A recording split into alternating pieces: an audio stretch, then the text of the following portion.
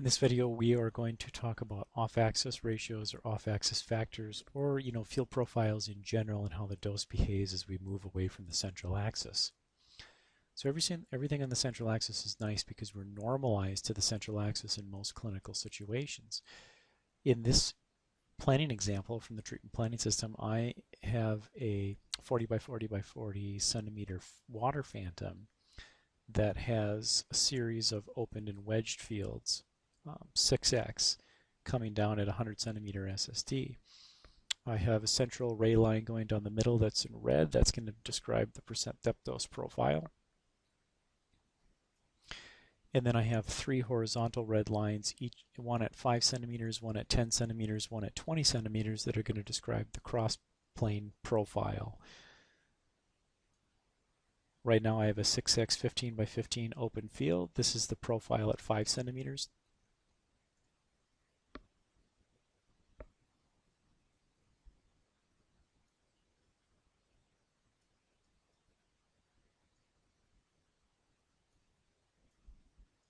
This is my profile at 10 centimeters.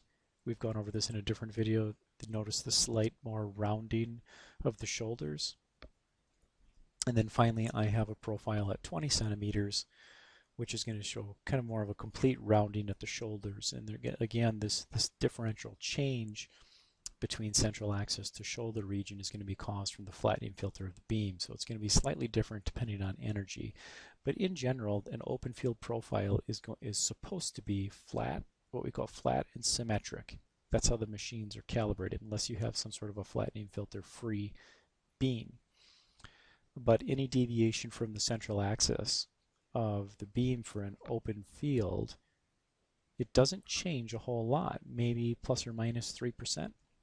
So everything's normalized to the central axis, and as I move off the central axis, I come into a horn region at shallow depths, and then a shoulder region at deeper depths. We round the shoulder, and at 80% of the dose is where the penumbra specification starts. The penumbra ends at 20% of the dose, and then we end up with the photon tail at the end. The field size is defined as the full width at half max at whatever depth we are. I'm at 100 centimeter SSD. The field size for my treatment machine is defined at 100 centimeter SAD. So a 10 by 10 field size is only going to be 10 by 10 centimeters at 100 centimeter SAD. If I move away from that, I'm going to have a linear magnification or minification of the field size depending on which direction I go. So a 10 by 10 field size at 110 centimeters from the source is going to have a 10% magnification. If I were to look at a larger field profile, I have a 40 by 40 centimeter field. Unfortunately, my phantom is only 40 centimeters wide, so it takes up the entire phantom. But I can blow this up and it'll give you an appreciation for how the intensity of the radiation changes as we move across the beam. So I'm normalized in the central axis, and then as I move across the beam, I'm going to increase, and I'm going to go from 123 to about 127. So I have a 3% change in intensity from central axis to horn.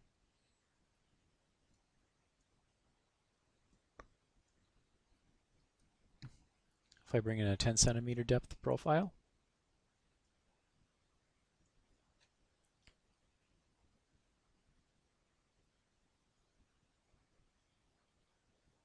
central axis, I'm going to be right around 100. It's not perfect since my central axis is kind of a manual process in this profile. But if I go to maybe the highest point on the horn at 10 centimeter depth, I'm at 101. So I have roughly a 1% change from central axis to maximum position on the horn. And how you get a shoulder region on the profile is a reason why we want to give enough block margin around our target, whether that be a GTV, CTV, or PTV, is we have to account for the shoulder portion of the curve as well as dosimetric penumbra of the beam. So we can't just put the MLCs right next to our target or the block right next to our target, because we'll never have sufficient coverage because of the penumbra and lack of scatter on the edges of the beam. Now if I turn on my 15 wedge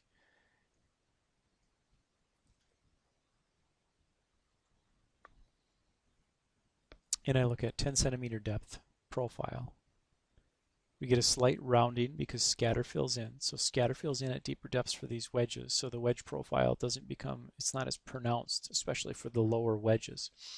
There are some general rules to keep in mind when figuring off-axis ratios for wedges.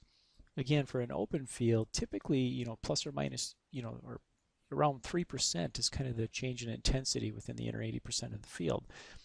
For wedges, it's different because we have a toe and a heel that are preferentially increasing and decreasing the intensity of the field profile respectively. And a general rule for 15 wedges is you get about a 1 to 2% change in intensity per centimeter that you go off axis. So if you go 1 centimeter off axis for a 15 wedge, you can expect a 1 to 2% change. If you go 2 centimeters off axis, you can expect 2 of those changes. So you can expect a 2 to 4% change when you're 2 centimeters off axis. For a 30 centimeter or for a 30 degree wedge, hard wedge, you can expect 2 to 3% per centimeter change in intensity. For a 45 degree wedge, you can expect 3 to 4% per centimeter change in intensity. And for a 60 degree hard wedge, you can expect anywhere between 4 and 5% per centimeter as you move off the central axis. So you can imagine how fast these profiles change, and you can see that. Let me put a 60 wedge here, and you can see how drastically this profile changes. So on the central axis, I should be at 100 centigrade. Now let's move 1 centimeter. So 1 centimeter off axis, and you can see I'm 7% higher. It's a drastic change, 1 centimeter off axis toward the heel, and I'm 6% lower. So per centimeter you get that change, and you can see how high we go in intensity. All the way underneath the toe, I have a 60% change, a 62% change in intensity. So a 60 degree wedge drastically alters the field profile. So you can imagine what would happen and why interlocks in the machine are so important, that the therapists put these wedges in when they're needed and don't put the wedges in when they're not needed. Likewise, it's important that the dosimetrists calculate the dose with the wedges when they're needed and not calculate the dose or the MUs for the wedges when they're not needed. I think modern linear accelerators have kind of alleviated this problem, and now it's on the responsibility of the physicist to make sure that the machines are commissioned and configured correctly so that the wedge orientations and wedge numbers all work out, and you're left with more systematic problem rather than some sort of a random error happening with a therapist mistake. But you may go to a facility that maybe they have antiquated equipment still, and their interlocks aren't on par with industry standards, and you have to be careful because wedges can have what we call dose doubling mistakes, similar to how inverse square mistakes can amplify errors or treatment errors on the patient. It's hard to visualize this since I have this total dose curve displayed here, but in this I have at the bottom each of the individual fields for 6x calculated. So I've got 6x open is kind of this pink one on the bottom, and then the yellow is going to be the 15 wedge, the lighter green is going to be 30 wedge, the darker green 45 wedge, and then this kind of cyan color is going to be 60 wedge. Just to give you an appreciation for how the intensities change based on wedge that you use, you have a dramatic difference between open field and the wedged fields.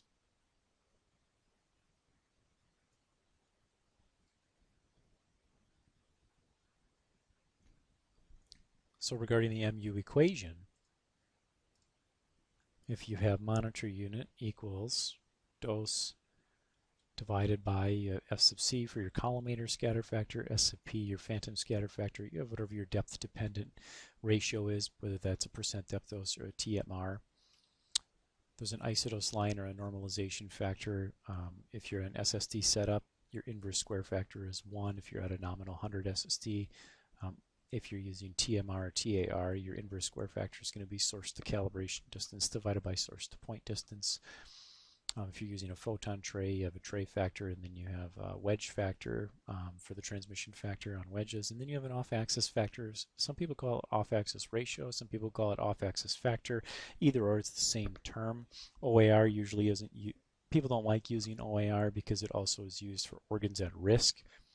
So you can use OAF for off-axis factor, but the off-axis factor is going to be the dose off-axis divided by the dose on the central axis. Since everything's normalized to the central axis, we need a ratio that accounts for how does the dose change as the beam profile changes when we move away from the central axis. This is all going to be listed in a physics data book, and for an open field, it's usually plus or minus 3%. For a wedge field, it can change drastically, so you really have to pay attention to off-axis ratios in your calculations.